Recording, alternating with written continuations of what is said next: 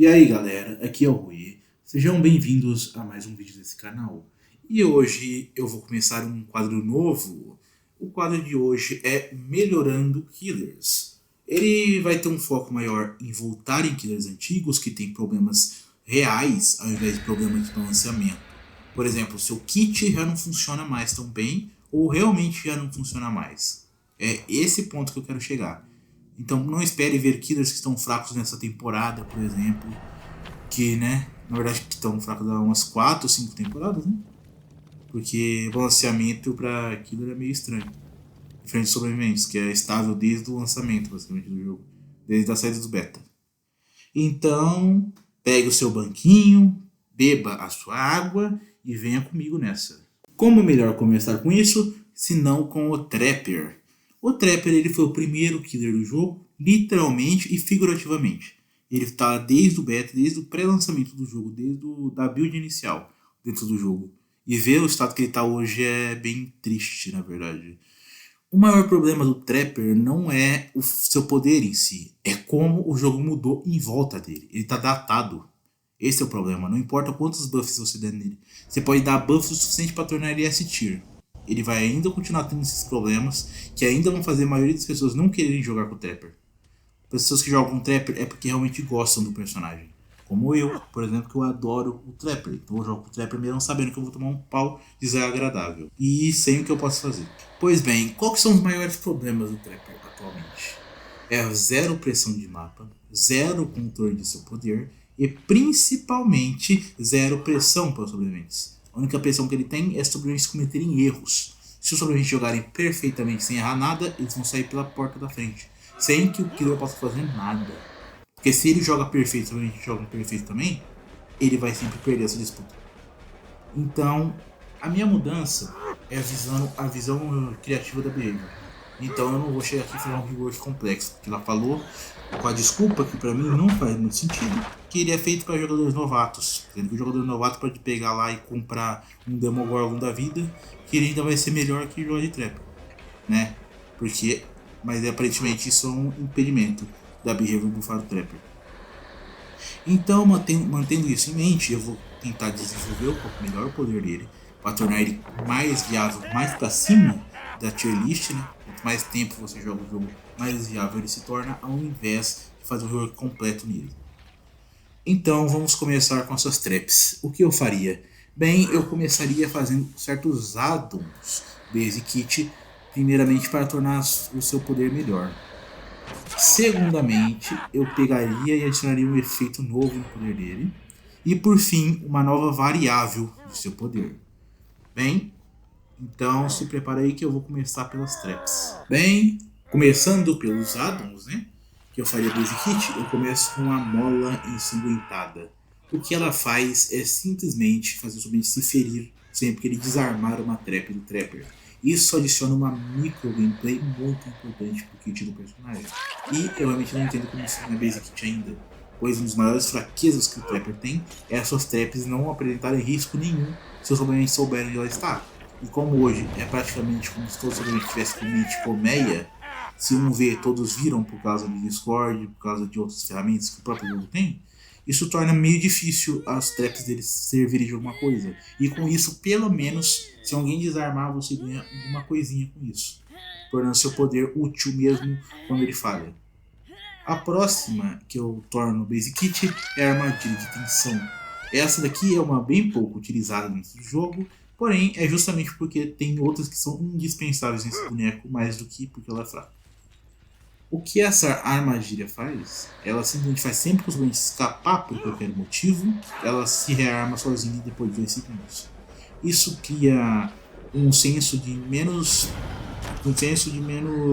Putz, eu tenho que ir lá rearmar a armadilha. Você pode só esquecer que o sobrevivente caiu lá longe, que você não vai dar tempo de chegar e fazer outra coisa. Que a menos que o sobrevivente seja um pateta e fique perto que é bem difícil de acontecer, ele vai ver rearmar e vai desarmar, mas na maioria dos casos não. Na maioria dos casos ele corre para longe e a trap se rearma sozinha sem você ter que ir lá buscar. Com esses dois Basic Kits já muda um pouco o gameplay dele, mas ele ainda se torna bem clunky ainda, ele ainda bem punível e subestimável. na melhor opção. Então, que agora é o que vem, o novo efeito que as traps dele vão ter que os tem antes, que eu vou chamar aqui de Devoção Sombria. Não confundir com a aqui Devoção Sombria, mas o poder mesmo em si. Essa devoção, ela sempre que um sobrevivente tomar qualquer tipo de dano, ou sempre que o killer quebrar qualquer objeto destrutível, seja pallet, seja porta, essa habilidade ativa. E ela vai rearmar uma trap aleatória do jogo. Qualquer trap. Está desarmada, ela rearma. Desse jeito, o trapper tem um controle melhor e perde menos tempo tendo que rearmar traps do outro lado do mapa. Se ele vê que tem uma trap do outro lado do mapa que ele tem que rearmar, ele tem duas opções: ir lá ou simplesmente continuar jogando do jeito que ele está jogando. Que eventualmente, só dele jogar o jogo, ele já vai conseguir punir os sobreviventes e rearmar aquela trap sem sequer sair do lugar, basicamente.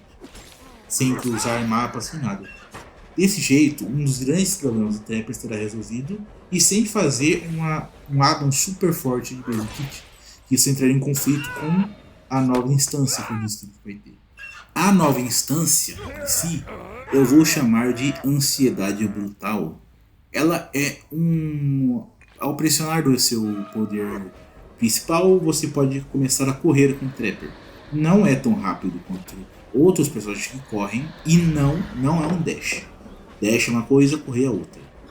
Isso vai permitir o Trapper chegar onde o sobrevivente pisou mais rápido, usar esse Chase para punir um sobrevivente e principalmente para não ser o lerdo o tempo todo na partida, para poder recolher ou rearmar uma trap muito longe.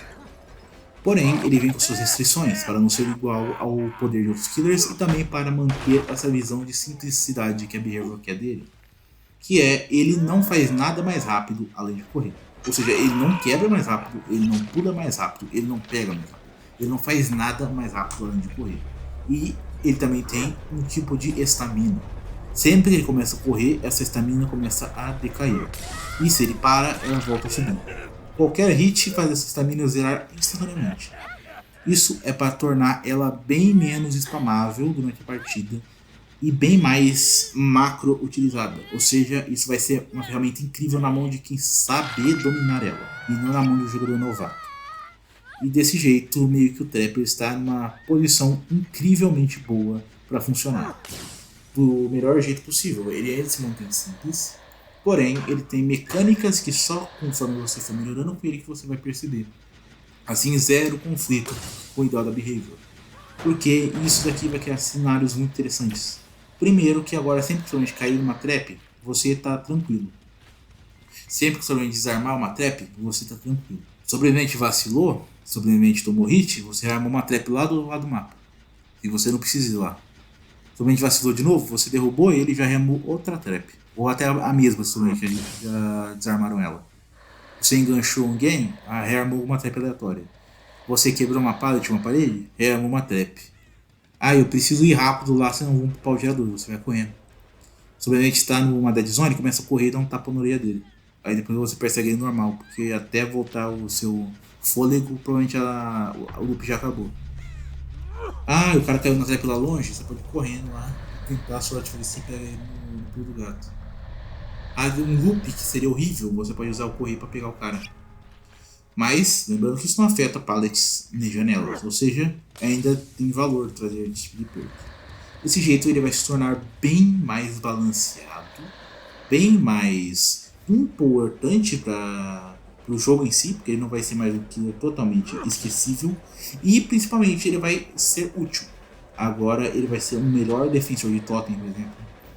Cair no base agora é mais morte do que antes. E principalmente ele está atualizado.